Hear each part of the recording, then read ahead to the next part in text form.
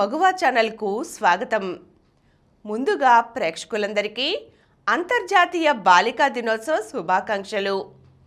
ఆడపిల్లలు హక్కులు, నిత్య జీవితంలో వారు ఎదుర్కొనే సవాళ్ల గురించి చర్చించడానికి తగిన చర్యలు తీసుకోవడానికి అక్టోబర్ 11వ తేదీని అంతర్జాతీయ బాలికా దినోత్సవంగా ఐక్యరాజ్య సమితి నిర్ణయించింది. ఈ దినోత్సవానికి ఈ ఏడాది ఎంచుకున్న అంశం భవిష్యత్తు వైపు అమ్మాయిల చూపు. దేశ భవితే కాదు, వర్తమానము బాలికలదే. వారి కలలకు సమాజాన్ని మార్చగల శక్తి ఉంది. ఆ కలలను సాకారం చేసుకునే అవకాశం ఇస్తే చాలు.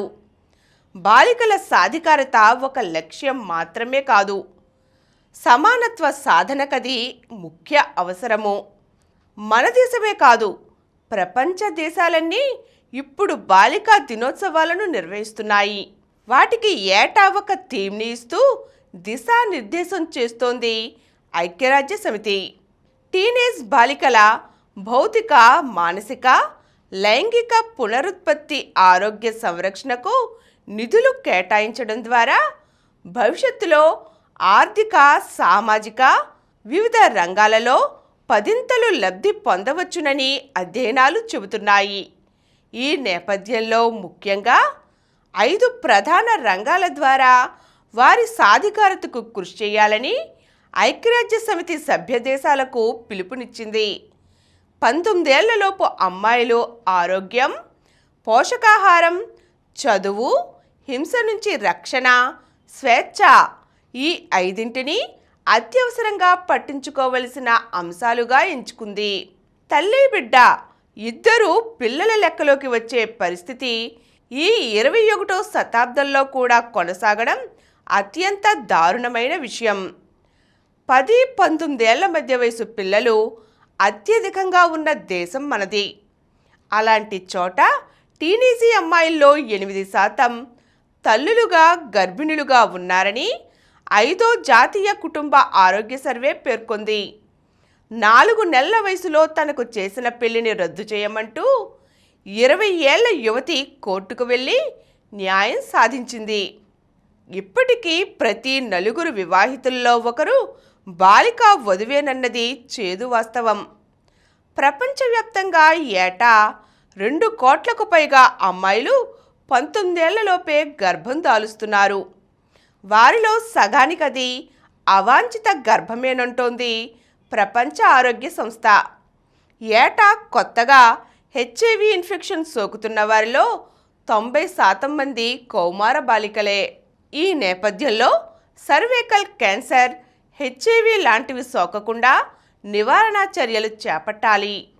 తద్వారా ఆమెను ఆరోగ్యవంతురాలైన యువతిగా తీర్చిదిద్ది మాతృ మరణాలకు ఆస్కారం లేకుండా చూడటం ఆయా దేశాల ప్రధాన కర్తవ్యం. బాలికల ఆరోగ్యానికి సంబంధించి మరో పెద్ద సమస్య రక్తహీనత. సూక్ష్మ పోషకాల లేమి వల్ల ప్రపంచవ్యాప్తంగా 19 ఏళ్లలోపు బాలికలు దాదాపు 5 కోట్ల మంది తక్కువ బరువుతో ఉన్నారు. మరో 10 కోట్ల మంది రక్తహీనతతో బాధపడుతున్నారు. మన దేశంలో 56% అమ్మాయిలు పోషకాహార లోపం కారణంగా తలెత్తే రక్తహీనత బాధితులే. పిల్లలు ఇలా దీర్ఘకాలం అనారోగ్యంతో బాధపడడం వల్ల వారి విద్య, ఉద్యోగ అవకాశాలు సన్నగిలుతాయి. ఆ పరిస్థితి లింగ సమానత్వానికి ప్రధాన ఆటంకంగా మారుతుంది. ఈ సమస్యల్ని అధిగమిస్తే లక్షలాది బాలికల ప్రాణాలు నిలపడమే కాదు, ఉత్పాదకత కూడా 17% పెరుగుతుంది. సెకండరీ విద్య మీద ఒక్కో బాలికకు రోజుకు $1.5 చొప్పున ఖర్చు పెట్టగలిగితే 2030 నాటికి వర్ధమాన దేశాల జీడిపి సగటున 10% పెరుగుతుందని అంచనా. మన దగ్గర బాత్రూములు లాంటి కనీస వసతులు లేకో, దగ్గరలో కాలేజీ లేకో, ఆర్థిక పరిస్థితి అనుకూలించకో 10వ తరగతితో అమ్మాయిల చదువులు మానేయడం సహజం.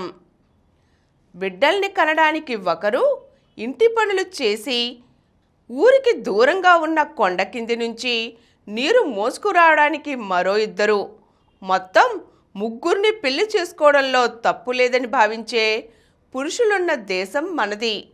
సహజంగానే ఆ అమ్మాయిలు చదువు మానేసిన పేదింటి ఆడపిల్లలై ఉంటారనేది సందేహం అక్కర్లేని వాస్తవం. కొన్నేళ్ల పాటు ఆడపిల్లల్ని పుట్టనీయకుండా చేసిన పాపానికి ఇప్పుడు వారసుల కోసం ఇతర రాష్ట్రాల నుంచి అమ్మాయిల్ని కొని తెచ్చుకొని కొడుకుల పెళ్లిళ్ళు చేస్తున్న పరిస్థితి కొన్ని ఉత్తరాది రాష్ట్రాలది.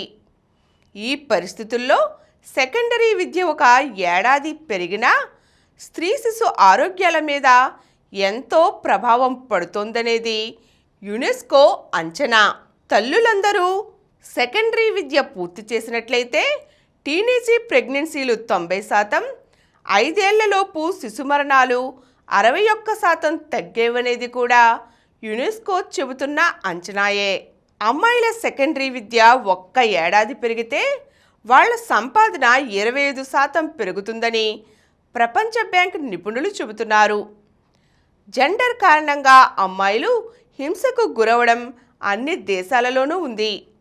ఇటీవల లాన్సెట్లో ప్రచురితమైన సర్వే ప్రకారం 19 ఏళ్లలోపే వివాహ బంధంలో ఉన్నవారిలో 4వ వంతు అమ్మాయిలు భాగస్వామి నుంచి భౌతిక లైంగిక హింసను ఎదుర్కొంటున్నారు. బాలికా విద్య హక్కుల చైతన్యం తక్కువగా ఉన్న ప్రాంతాలలో హింస పెచ్చుమీరుతోంది. 3వ వంతు అమ్మాయిలు భాగస్వామి చేతిలో హింస సహజము, సహించదగినది అనుకుంటున్నారు.